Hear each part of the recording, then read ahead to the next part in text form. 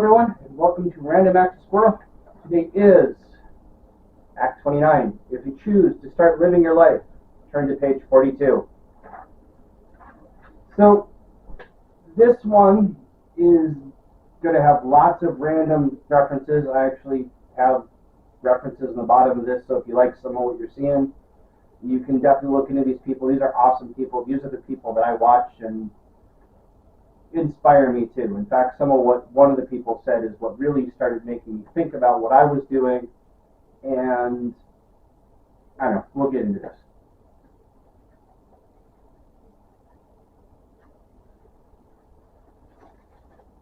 So, evil gives you a small loom and a basket of white yarn. Much of the magic of the tapestry comes from the dyes you will use to color the yarn before you begin to weave. I will give you instructions, but you must gather the special plants for the dyes yourself. You probably know most of the plants, but the moonroot is quite extraordinary. He hands you a drawing of the strange herb. Moonroot? I've never heard of it. No one in my family village uses it to dye clothing. Eno laughs. Moonroot is so rare that not even the king's robes are dyed with it. You see, the plant only blossoms under full moon. Lucky for you, tonight is the full moon. That evening, you make your way through the forest outside the city to a certain grove of birch trees, where Emil suggested you look for moonroots. You're delighted to see the peculiar, silvery plants growing there. Just as you begin to gather them, a grotesque griffin descends noisily through the trees, heading straight for the precious moonroot. If you proceed forward to fight off the griffin, turn to page 101.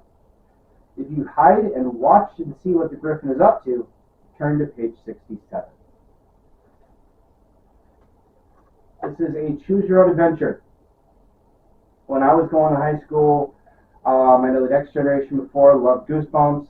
This is the thing that the boys read.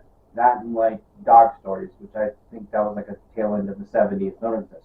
But closer up, these were interesting because unlike a linear book, where you read through page to page to page to page, you had moments where you had choices, and you could choose your own narrative. You could have your own adventure. Choose your own adventure. That's the title. I love choose your own adventures. I love the idea of it. I love the structure of it. I think a lot of life runs that way. I think a lot of what we have is small moments that we can make where life. With my faith, I believe there's a destiny to you. I believe you're put on this world with purpose. And the closer you get to the source of understanding that purpose, the more joy-filled your life will be, the happier you'll be, and the better your life generally goes. Even through hardship, it's going to flow better. But every once in a while, like on the page in this case, going from The Magic of the Unicorn, which, guess where I found this? Yeah, it was a bookstore. It was cheap. And it's beat to heck, but I love it because it's child. As I read from page 39, it tells you not to go to page 40, but to go to page 101 or page 67. It gives you a choice. And sometimes life gives you those choices. It presents opportunities in front of you, and you have little micro choices you can make to run your life, to make those things, to decide how you want your day to be. And realistically, you have three choices. It looks like only two, but realistically, you do have three choices. The first one, as we'll just go to the book that I showed you here, was you could step forward and fight off the griffin, which starts off, if you went to page 101, with you wave your arms frantically and scare off the griffin. Not all bothered by your efforts, the beast sinks its claws into one of your arms. You try to ignore the pain, and with your uninjured arm, you struggle bravely to free yourself from the creature's grasp. And with the last of your strength, you try to fling off the griffin. You lose your balance and topple into the moonroot. The griffin's gleaming claws are inches from your face when you close your eyes. The end. You could choose the second option, which occurred on page 67. Let's see what happens here. You jump quickly into some dense raspberry bushes where you can safely watch the griffin. The beast sniffs around the plants and begins gobbling them up with alarming speed. You have to stop the griffin from devouring the moonroot, or you have to wait a whole another month for it to blossom again. Well, now you have choices. Or here's the third choice. That's not in here at all. You could not turn to page 101. You could not turn to page 67. But you could turn to page 40. In this case, it's a picture. But 41, which says, the white horse gallops so awkwardly that you have little trouble catching up to it. You've gone so far off the script, so far off of where you've been designed, because you decided that you're going to go do things your way, that you're blind to the world around you, that your whole life gets in shambles, and now you have to restart your story. One of the guys that I've been listening to, and he's a Trekkie, and he loves Star Trek, and he's about Star Trek, Star Wars, Doctor Who. I think he's from like Scotland. I don't know where he's from, but he started getting on a rant or a movement about controlling our destiny, and he's talking about how a lot of his fan stuff with Doctor Who coming out, and I don't know Doctor Who, so I'm just going to run off what people say. The declining quality of Doctor Who's, the original Doctors, and the stories that were there from the stuff that's been around. Doctor Who's been around since like the 60s. He's one of the oldest intellectual properties that is still kind of live and going on, and he's one of the BBC's British television's treasures. And he started saying, we have to stop rolling over if you don't like the product. You have to start buying. You have to stop buying into things that you don't like. And here comes the next step that he says. Now you have to do. Now that you've stopped worrying about things that you don't like, you have to start supporting the things that you do like. Or even next step, you have to start creating and doing those things that you like. So I love his train of thought where he's going. It's been very challenging for me because I think about it and realize I have a little YouTube channel right now. I don't expect this to change the world, but I have little actions I can make that can change my world. I looked at a bunch of movies that come out, and I've now started making a choice of not always just going with the biggest movie every time to see it. Actually kind of digging a little in, and if I want to say I want to support smaller movies and indie movies and things that better match my values, making a point to find out what the movies are, at least generally. I don't want to learn everything about it. And so making a point of putting my money where my mouth is.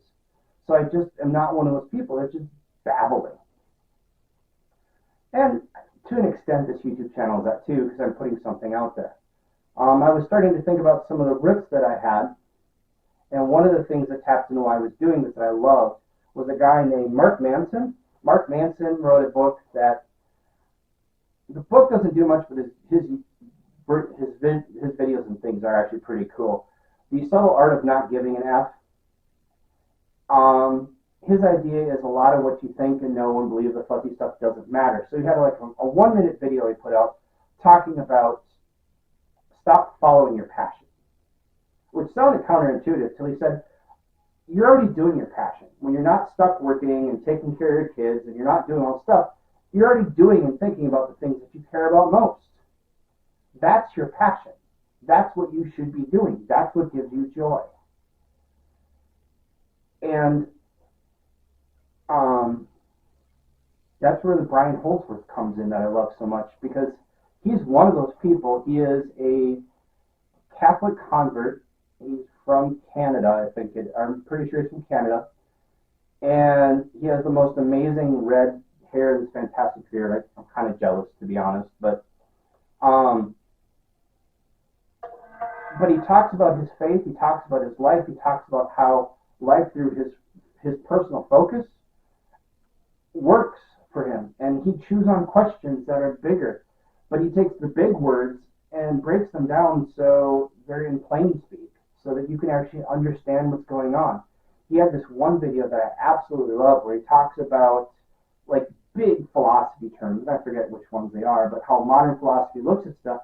And he broke it down to a point that my mom, who does not have, she has a high school degree. She's not stupid or farmer's daughter is not stupid, but she doesn't have a master's in philosophy. And he broke it down so simply that she caught the absurdity of the argument. And I thought that was just brilliant. And I thought, if I can take big ideas like that and boil it down so people can understand it, not just people who like big words, that's pretty awesome.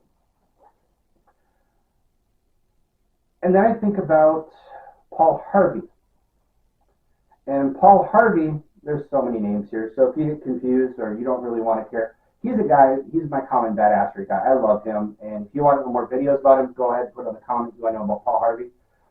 Paul Harvey makes me think of Irish Lass. It makes me think of like growing up, especially growing up rural, because every day about 12 o'clock he would come on.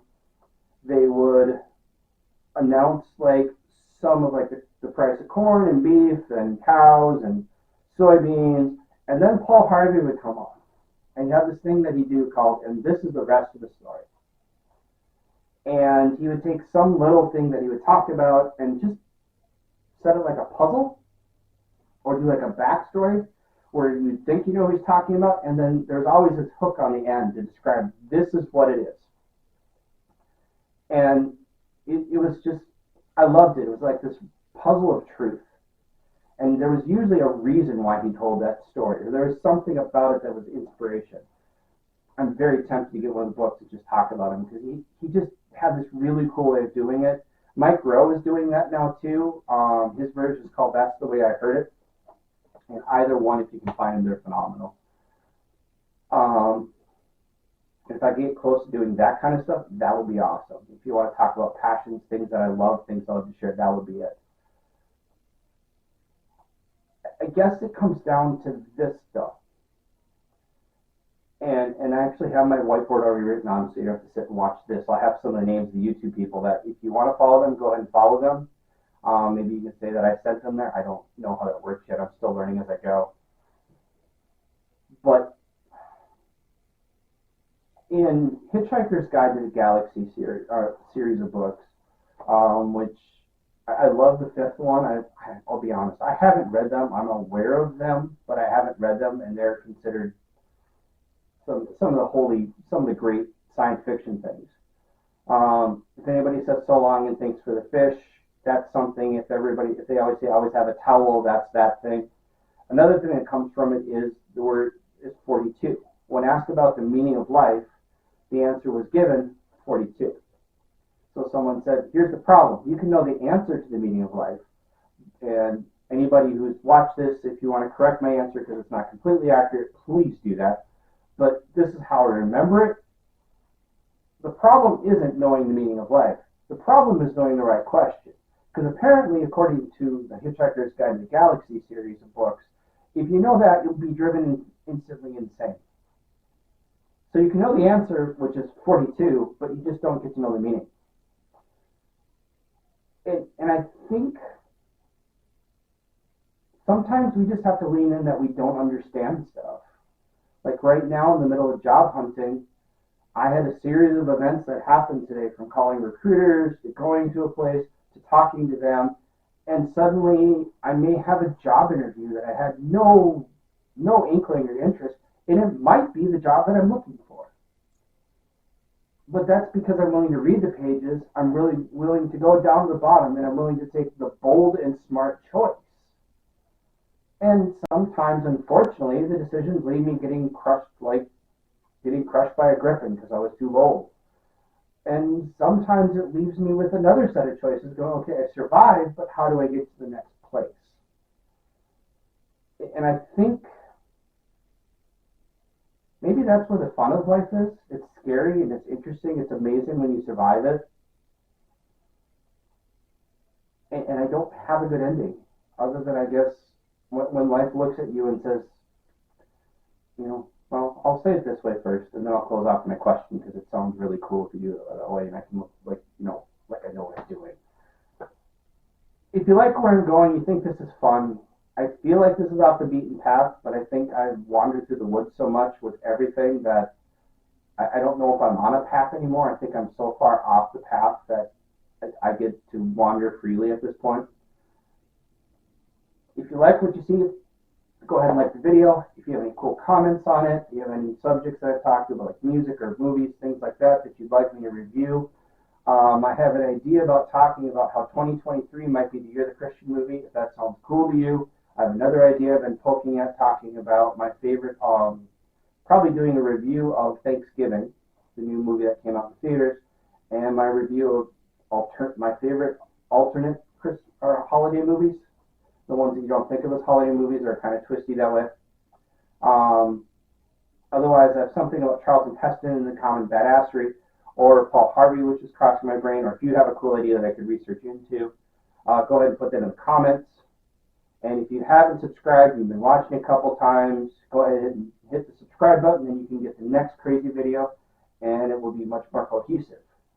But here's a question I want to leave with you. First, thank you for watching this. Thank you. Have a very good day. This is what I want to leave you with. When you get to the bottom of the page, you have that choice. And life is telling you to live, and it's scary. Are you willing to turn to page 42? Or are you going to choose the scary path, which, the fear path? Or are you going to just make your own path and find out that you're in a completely different story? All of them are good choices. All of them can be choices. All of them can be potentially valid choices. But you've got to be willing to accept the consequences of any of those choices that you make. Thank you, and have a very good day.